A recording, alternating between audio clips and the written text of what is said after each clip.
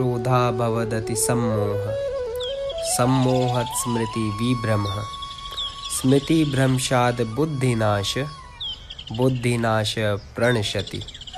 अर्थात क्रोध से उत्पन्न होता है मोह और मोह से स्मृति विभ्रम, स्मृति के भ्रमित होने से बुद्धि का नाश होता है और बुद्धि के नाश होने से वह मनुष्य नष्ट हो जाता है।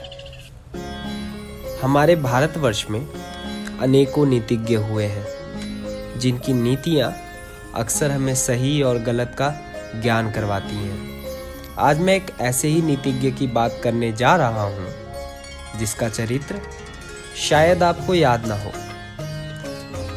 मैं बात कर रहा हूँ त्रेता युग के महान योद्धा, महाज्ञानी और यमराज के अवतार विदुर की।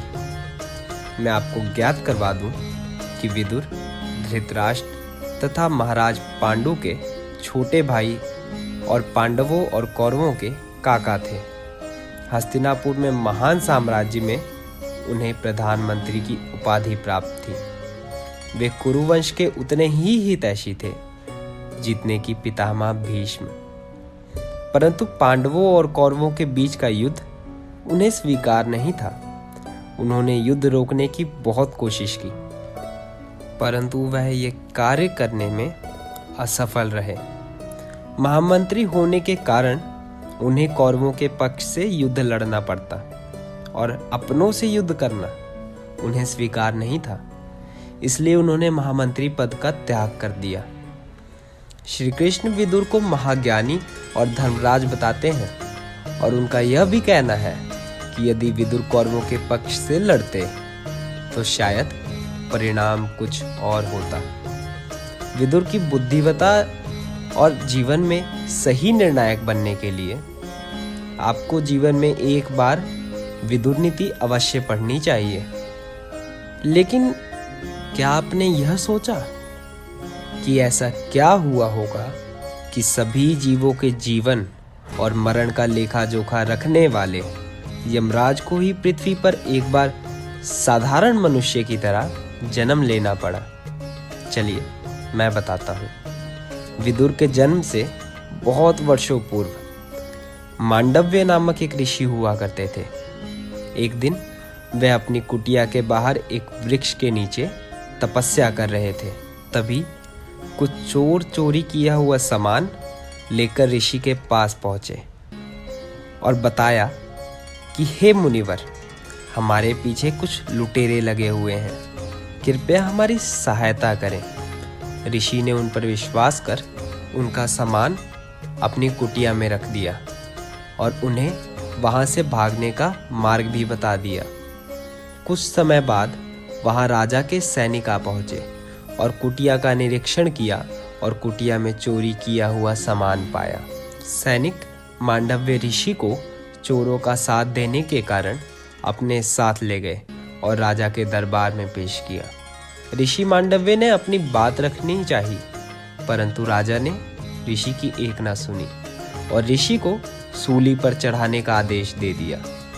जब ऋषि को सूली पर चढ़ाया जा रहा था तब उन्होंने अपनी शक्तियों से अपनी रक्षा की और जब राजा को यह बात पता चली तब वह राजा ऋषि से क्षमा मांगने उनके समक्ष जा पहुंचे।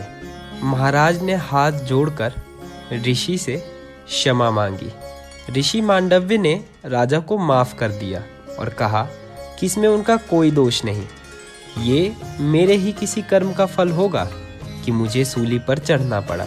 लेकिन यह बात ऋषि मांडव्य को खाए जा रही थी कि उन्होंने ऐसा कौन सा कर्म किया था कि उन्हें सूली पर चढ़ना पड़ा।